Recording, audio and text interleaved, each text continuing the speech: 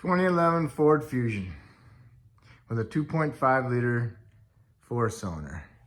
Serpentine belt. All right, I took the under panel off here so I can get access in there and see what's going on. You might not have to, but what you're gonna have to do is remove the right front tire and the inner fender panel. That's got the fasteners that hold it inside. There's like 1, 2, 3. There's like 4 of them that hold it in there. Then you get a bungee cord and strap it and wrap it around to the front of the car to hold it up out of the way. The next you want to do is get a light up in there and draw yourself a map for the belt routing, so you don't have to look it up.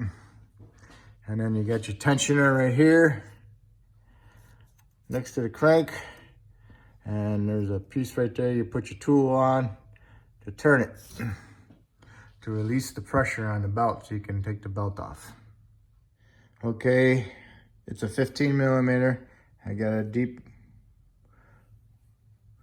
socket with a big long ratchet swivel head.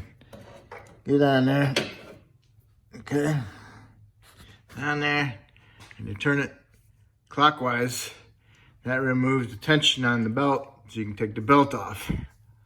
Okay, so we'll take the belt off and then we'll take it off all the way around it and make sure you take note on which way you did it.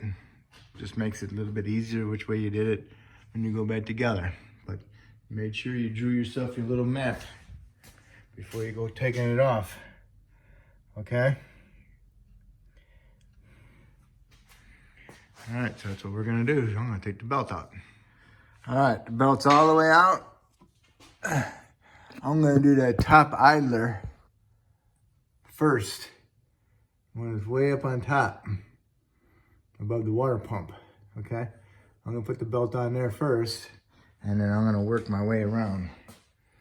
Okay, I put it on top idler. I wrapped it down around the AC.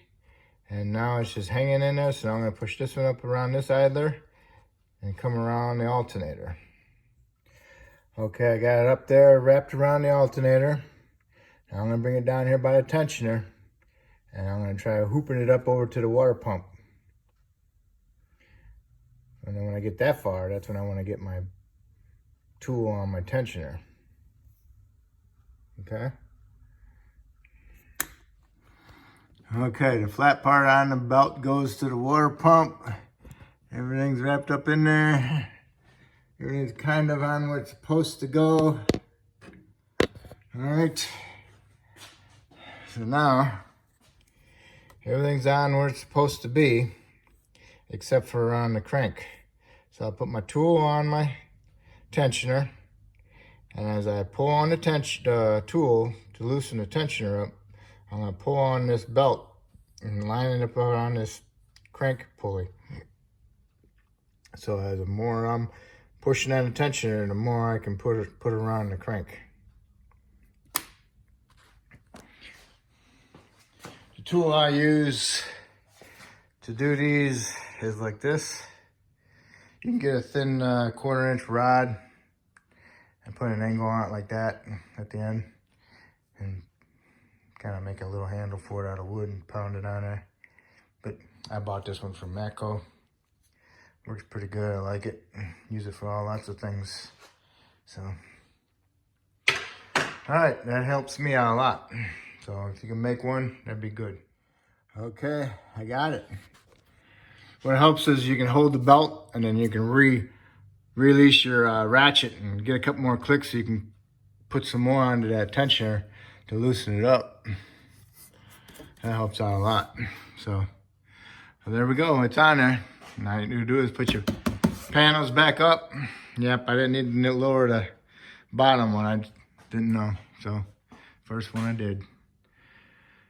It's all done through in the wheel well from underneath, okay? Nothing done from on top.